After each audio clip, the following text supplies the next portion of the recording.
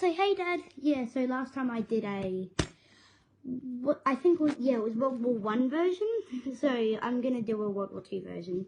Where is it? So here, it's 1902, and a young man by the name of Benito Mussolini moves to Switzerland, gets arrested by the Swiss police, returns to Italy, goes back to Switzerland again, gets arrested, gets sent back to Italy again, goes back to Italy, Switzerland again, goes back to Italy again, gets freed, and now it's in a,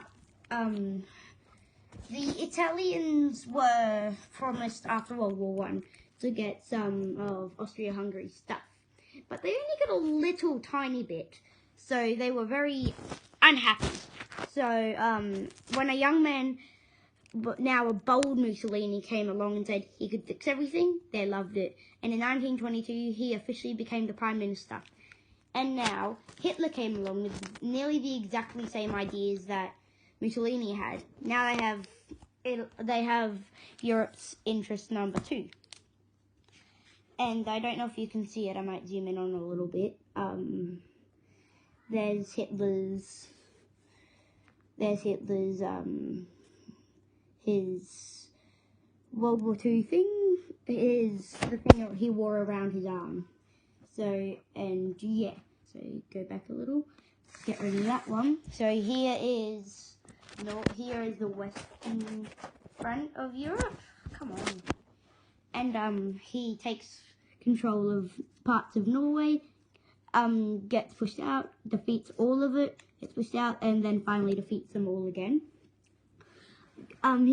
He invades France, knocks France out of the war, and nearly decimates all of the British soldiers, but they make a last-minute escape at Dunkirk, and go back to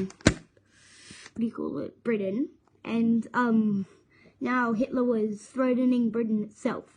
But first he needed air superiority, but he wasn't able to because of the RAF, and the English Channel laid firmly in British hands.